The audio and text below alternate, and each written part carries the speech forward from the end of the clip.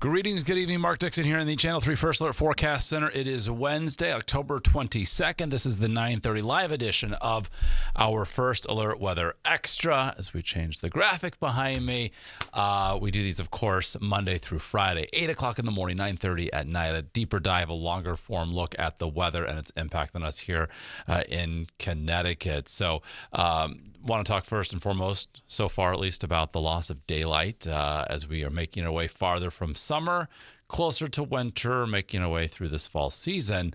The rate of loss is going to start slowing down as we transition from October to November. Of course, the winter solstice on the 21st of December. So we've already lost a substantial amount of daylight. Perhaps you've been noticing, of course, that in the morning, if you're someone who gets up earlier, perhaps in the afternoon or evening. So looking ahead to the first weekend of November, this is when daylight saving time ends. We're going to note, in addition to the reduction of daylight, that shift, the reallocation of that hour of time as we fall back. So one hour we go back on Sunday the 2nd. We'll be, of course, wanting to do that before going to bed Saturday night. But your first alert that this is coming up soon.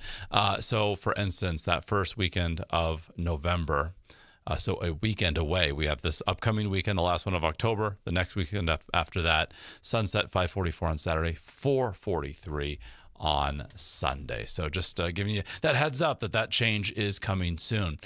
So far for the month of October, just over 3 weeks into the month, you can see recently those red squares corresponding to daytime high temperatures for the Hartford area that have been above average. The blue squares represent when they are below. So it's been a while since we've had a below normal day. That was back a week ago, last Thursday.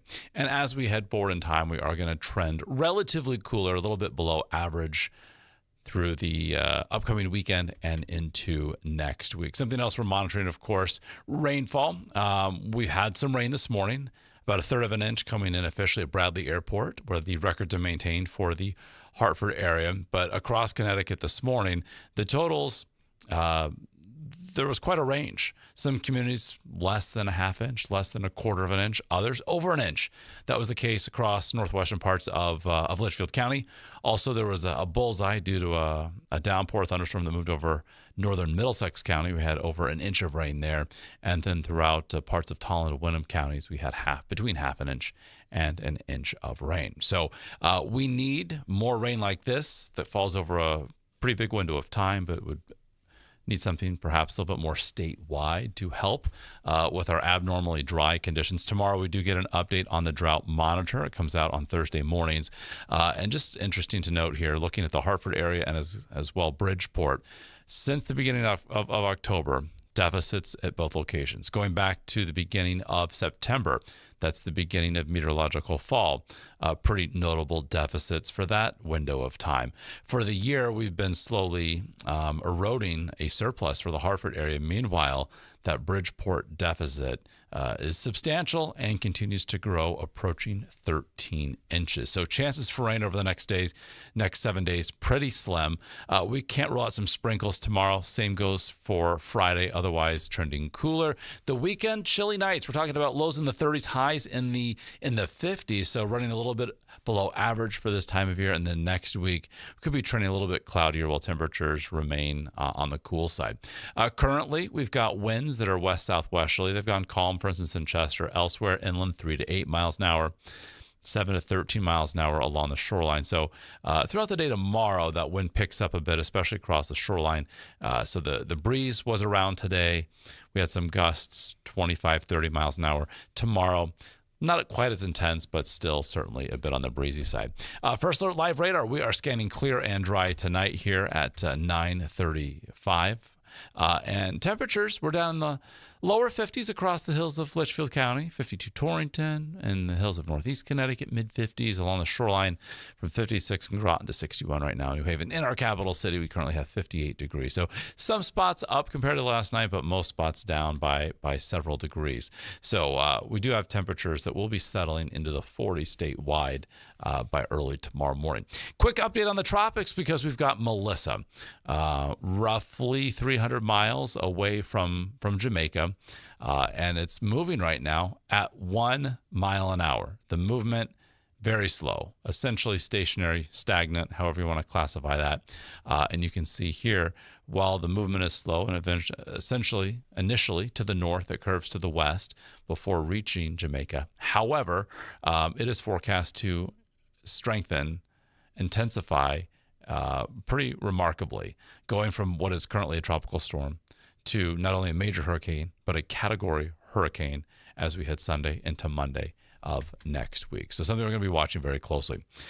Meanwhile, from Waterbury, it's a quiet, cool night, 53 degrees there. Looking live from Hartford, 58, south-southwest wind at 6 miles an hour, checking out City Place. There's 360 State Street, looking live from New Haven, 61, and our view from New London right now, 56 degrees. So some scattered clouds. Those are eroding just a little bit, but do note this big counterclockwise churn across eastern Canada. It's an area of low pressure aloft that's not going to go anywhere really quickly. So that's going to continue tomorrow to spread some clouds with the daytime heating across southern New England. So we'll start the day with some sunshine through the afternoon. And evening or afternoon with the daytime heating, some sprinkles could pop up. Same goes for Friday. Otherwise, high pressure builds in time for the upcoming weekend. So our sky goes mainly clear tonight. Temperatures will be cooler than the past several nights. Seasonably so, though. Nothing too extreme. We'll bottom out 40 to 45 inland, mid and upper 40s along the shoreline. And wind gusts tomorrow. Again, we could get some gusts 20, 25 miles an hour. So not quite as intense as today, but the wind isn't going to entirely diminish. So we'll call it breezy. Temperatures close to average for this time of year. 55 to near 60 inland. Same for along the Connecticut coastline. So not a washout by any means, but you may have to tap the windshield wipers from time to time if we do have a couple sprinkles that do develop. So this pesky area of low pressure again over eastern Canada, kind of hanging out. So we'll do it all over again on Friday, where we start with some sunshine. And then during the afternoon, our sky becomes a little bit cloudier and you see those specks of green popping up. Again, low end chance for some sprinkles. Friday, otherwise, the 40s at 8 o'clock in the morning, 50s by the noon hour, and we top out in the mid and upper 50s during the afternoon. So Friday night football, if you're heading to a game across Connecticut, you will need a jacket. Our game of the week, Valley Regional Old Lyme at Cromwell, Portland, there at Pearson Park in Cromwell. Temperatures initially in the 50s will be dropping into the 40s. Now, leaf peeping, pretty nice show of color across most of Connecticut right now, even reaching the Connecticut coastline. So maybe you want to do some leaf peeping. We're already seeing leaf drop, in fact, take place across the northwestern and northeastern parts of our state. So plan accordingly. You don't have to, again, leave our state to see a nice show of color, but perhaps you are wanting to do a little leaf collection, some raking. Tomorrow, we're still going to have a bit of a wind to contend with, gusting to around 20 miles an hour. So not ideal, but not horrible. And then for Friday, certainly good to go. A calmer wind, and outside of a sprinkle, we should be dry. So on our first alert 7-day forecast, you'll note how temperatures trend ever so slowly in the downward direction, not only when it comes to our high temperatures, but also for our lows. So if you've yet to turn on your heat, trying to hold out to November 1st. You've got a whole nother, 9 days to go. It may be a challenge, maybe a struggle, because look at this. We've got consecutive nights with overnight lows in the 30s and high temperatures in the 50s. So these temperatures, again, nothing too extreme, but running about 5 or so degrees below average for this time of year.